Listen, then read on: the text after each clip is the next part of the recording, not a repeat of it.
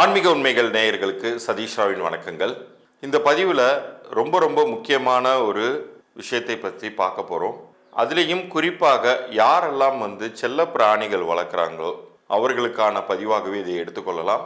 நீங்கள் பொதுவாக பார்க்கக்கூடியவர்கள் இதிலிருந்து அந்த கருத்துக்களை ஏற்கனவே உங்களுடைய உறவினர்கள் யாராச்சும் செல்ல பிராணிகள் வளர்த்துக்கிட்டு இருந்தாங்கன்னா அவங்களுக்கு இதை நீங்கள் ஷேர் பண்ணுறதுக்கு உதவியாக இருக்கும். ஆனால் இது புண்ணியம் சார்ந்த ஒரு நல்ல வாழ்க்கை சார்ந்த முக்கியமான பதிவாக இருக்கிறதுனால இது அனைவருமே பார்க்கணும் அப்படிங்கிறத நான் சொல்லுவேன்.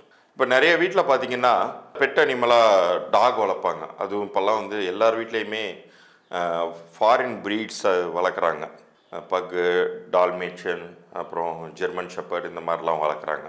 நம்ம ஒரு சில பேர் நம்ம நாட்டு நாய்கள்லையுமே ரொம்ப டிஃப்ரெண்ட்டாக இருக்கக்கூடிய சிப்பிப்பாறை, ராஜபாளையம், இந்த மாதிரி வெரைட்டி வகைராக்களையும் வளர்க்குறாங்க. அது எல்லாமே ரொம்ப ஹைலி டிமாண்ட் உள்ள ப்ரீட்ஸ். ஸோ இது வளர்ப்பது அப்படிங்கிறது அவங்களுடைய லைஃப்பில் ஒரு லவ் அண்ட் அஃபெக்ஷன், ஒரு வீட்டுக்கு வந்தால் ஒரு கொஞ்சறதுக்கு அல்லது அது பண்ணக்கூடிய சேஷ்டைகளை பார்த்து நம்ம ஒரு ஸ்ட்ரெஸ் ஃப்ரீயாக இருக்கிறதுக்கு அதுக்காக தான் வளர்க்குறாங்க.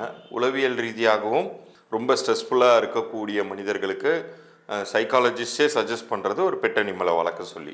ஆனால் அதனால் அதை சரியாக பண்ணலைன்னா ஒரு குடும்பம் தலைமுறையாக பாதிக்கும் அப்படிங்கக்கூடிய விஷயங்கள் இது வரைக்கும் நீங்கள் கேள்விப்பட்டிருக்க மாட்டீங்க.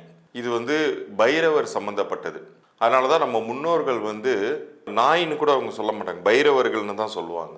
கால பைரவர் அப்படிங்கிற தெய்வம் சிவனை குறிக்கக்கூடியதாகவும் சிவனிலிருந்து சிவனுடைய அம்சம் பெற்று நிறைய வகையான பைரவர்களாக நம்ம முன்னோர்கள் வழிபட்டாங்க. ஏகப்பட்ட பைரவ வகைகள் அப்படிங்கிறது இருக்குது. இப்போ நான் இதுக்கு முன்னாடி சொன்ன விஷயங்கள் ரிலேட் ஆகும். ஏன் நம்ம முன்னோர்கள் அந்த அளவுக்கு டீப்பாக ஒரு விஷயத்தையும் செய்து வச்சாங்க அப்படிங்கிறதுக்கு. இப்போ பெட் அனிமல் அப்படிங்கும்போது நம்ம ஏகப்பட்ட ப்ரீட்ஸ் வாங்கி நம்ம விருப்பத்துக்கு தகுந்தாப்புல ஒரு மிருகத்தை வளர்ப்பது அப்படிங்கிறது ஒன்றும் தவறு கிடையாது. அதே சமயத்தில் இன்றைக்கி என்ன பண்ணுறாங்க அப்படின்னு சொல்லி கேட்டிங்கன்னா, மனிதர்களுக்கு எப்படி உணர்வுகள் இருக்கோ அதே மாதிரி அந்த பிராணிகளுக்கும் உணர்வுகள் உண்டு. இப்போ ஒரு லேப்ரடார் டாக் நீங்கள் வாங்கிட்டு நல்லா கொழுக்கு முழுக்குன்னு இருக்கும். ஆசையாக நம்ம விருப்பப்படுற போது கொஞ்சிக்கலாம் அதை அப்படின்னு வளர்க்குறீங்க. அல்லது கோல்டன் ரிட்ரீவர்னு ஒரு டாக் ஒன்று இருக்கும், லேப்ரடார் வெரைட்டி மாதிரியே இருக்கும், பட் நிறைய முடிகள் இருக்கும் அதுக்கு. அதெல்லாம் வீட்டில் சும்மா அவங்களுடைய விருப்பத்துக்காக வச்சுட்டு வேணுங்கும் போது மட்டும் அப்படி கொஞ்சிட்டு விட்டுருவாங்க. அதை சரியாக பராமரிக்க மாட்டாங்க. அதுக்கு என்ன தேவை, அதுக்கு சரியான நேரத்தில் உணவு போட்டாச்சா அது பாட்டுக்கு போய் ஓரமாக படுத்துடணும். அவங்க விருப்பப்படும் போது மட்டும்தான் போய் அதை தடவி கொடுத்துட்டு உடனே அவங்க மற்ற வேலைகளை பார்க்க போயிடுவாங்க. பட் உண்மையான ஒரு பராமரிப்பு அப்படிங்கிறது என்னென்னா, அந்த ஒரு மனிதனுக்கு இருக்கக்கூடிய உணர்வுகளுக்கு எப்படி மதிப்பு கொடுத்து அவன் கோபமாக இருக்கும்போது, அப்செட்டாக இருக்கும்போது அவனுக்கான ஆறுதல் தேறுதல்கள்லாம் நம்ம கொடுக்கணும்னு நினைக்கிறோமோ. இப்போ நம்ம வீட்டிலே ஒரு புள்ள அந்த குழந்தை திடீர்னு அப்செட்டாக இருக்குன்னா நம்ம என்ன ஏதுன்னு கேட்போம் இல்லையா? அது மாதிரி தான் அந்த விலங்குகளுக்கும். இன்னும் ஒரு படி மேலே போய் சொல்லணும்னா, ஒரு சில வீடுகளில் பார்த்திங்கன்னா சங்கிலியில் கட்டி போட்டே வச்சுருப்பாங்க இந்நேரமும். ஒரு சில டாக்ஸ் எல்லாம் பார்த்திங்கன்னா நீங்கள் அது கண்ணிலேருந்து தண்ணி வரதை நீங்கள் கவனிக்கலாம். இது போன்ற வீடுகள் அவங்க அனுபவிக்க போகிற விஷயங்களை பற்றி தான் இந்த பதிவில் நான் பேச போகிறேன். இது ஒரு அசாதாரணமான பதிவு தான். இது வரைக்கும் பேசப்படாத ஒரு விஷயம்தான். ஆனால் இது கண்கூடாக இப்போ நிறைய வீடுகளில் நடந்துக்கிட்டு இருக்கிறது. இன்னும் சொல்லப்போனால் எங்கள் குடும்பத்திலேயே அது போன்ற விஷயங்கள் நடந்துச்சு, அங்கே ஒரு உறவினருக்கு நடந்துச்சு. அதனால தான் இதை பற்றி ரொம்ப முக்கியத்துவம் கொடுத்து பேசணும் அப்படின்னே விரும்பினேன். ஸோ நிறைய ப்ரீட்ஸ் நான் வளர்க்குறேன் அல்லது நிறைய பெட் அனிமலுக்கு நான் கேர் கொடுக்குறேன் அப்படிங்கிற பேரில் இவங்க காலையில் வேலைக்கு போயிட்டு நைட்டு தான் வீட்டுக்கு வருவாங்க. அதை சங்கிலியில் கட்டி போட்டுருவாங்க, இல்லை அதுக்கான உணவு மட்டும் வச்சுட்டு நம்ம வேலை முடிஞ்சிச்சு அப்படிங்கிற மாதிரி விட்டுருவாங்க. அது அழுது மழியும் அந்த நாய். அதற்கு உள்ள உணர்வுகள் சரியாக பராமரிப்பு இல்லாததுனால, கவனிக்கப்படாததுனால இப்போ ஒரு கரெக்டான ஒரு ஹீட்டு ஸ்டேஜுக்கு வரக்கூடிய அந்த செல்லப்பிராணிக்கு அதுக்கான இனவிருத்தி காலத்துக்கு ப்ரீடிங் சீசனில் நீங்கள் அதுக்குன்னே பெட் ஃபார்ம்ஸ் இருக்குது அல்லது பெட் கிளினிக்ஸ் இருக்குது, அங்கெல்லாம் அழைச்சிட்டு போய் அதை பராமரிக்கணும். அது மாதிரி செய்யாதப்ப என்ன ஆகும்னா, உங்கள் வீட்டு குழந்தைக்கு சரியான நேரத்தில் திருமணம் நடக்காது. இது நான் வந்து ரொம்ப டெலிபரேட்டாகவே நான் சொல்கிறேன். இது நடக்குது. இது அப்படியே நடந்தாலும் அவர்களுக்கு வாரிசு தரிக்காது. இது எல்லாமே வந்து ஒரு ஒரு நன்றியுள்ள பிராணி வந்து சாபம் விட்டு நடக்கிறதுங்கிறது கிடையாது.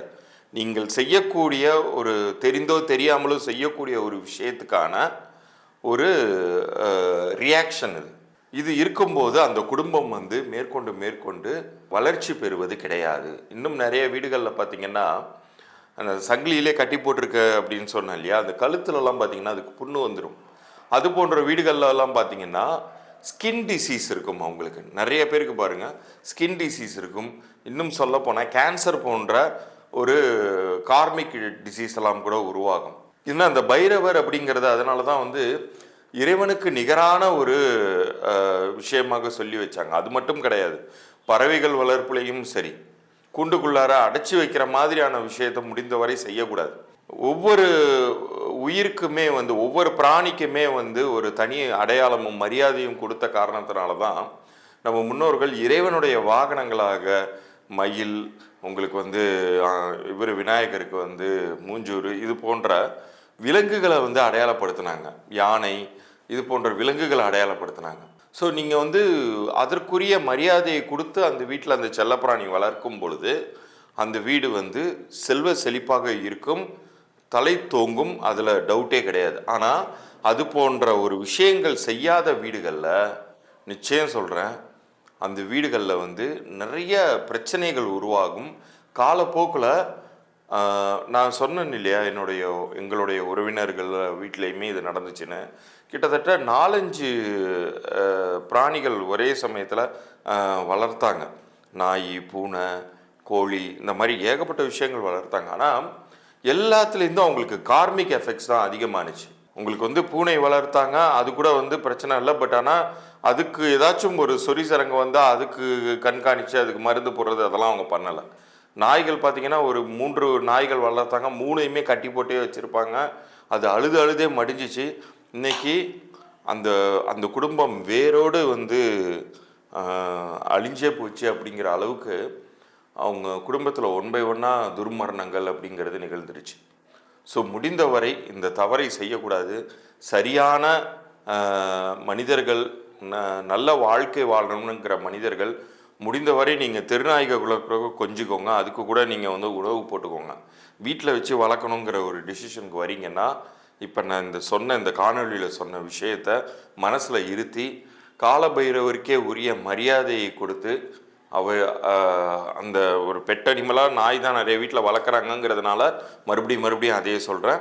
மற்றபடி நீங்கள் வந்து வேறு மற்ற பிராணிகள் வளர்த்தாலுமே அதற்குரிய மரியாதையை கொடுக்கும்போது மட்டும்தான் உங்கள் வீடு வந்து செழிப்படையும். இல்லாட்டினா நிச்சயம் வந்து அழிவை நோக்கி போகும். அப்படிங்கிறதுனால இந்த விஷயத்தை ரொம்ப கேர்ஃபுல்லாக கையாளணும் அப்படிங்கிறத சொல்லி நிறைவு செய்கிறேன். யாருக்கெல்லாம் எண்கணித ரீதியாக உங்களுடைய பிறந்த தேதிக்குரிய குணாதிசயங்கள் தெரிஞ்சுக்கணும்னு நினைக்கிறீங்களா, உங்களுடைய பெயரில் தற்போது இருக்கக்கூடிய வைப்ரேஷன் என்னன்னு தெரிஞ்சுக்கணும்னு நினைக்கிறீங்கன்னா, கீழே தெரிகிற இந்த வாட்ஸ்அப் எண்ணிற்கு உங்களுடைய பிறந்த தேதியும் பெயரையும் அனுப்பிச்சி விடுங்க. வியாபாரம் செய்வதாக இருந்தால் வியாபார பெயரையுமே அனுப்பலாம். உங்கள் குழந்தையோடைய பெயர் சரியாக அந்த குழந்தைக்கு பொருந்தி போயிருக்கான்னு செக் பண்ணணுன்னாலும் அனுப்பிச்சி விடுங்க. அது சரியாக இல்லைன்னா என்ன செய்யணுங்கிறத நான் கன்சல்டேஷனில் சொல்கிறேன். மற்றபடி இப்போ நீங்கள் அனுப்புகிற இந்த தகவல்களுக்கான இலவச பொது பலன்கள் நான் ஒரு 3 நாட்களுக்குள்ளார அனுப்புவேன். மீண்டும் அடுத்த பதிவில் சந்திப்போம். நன்றி, வணக்கம்.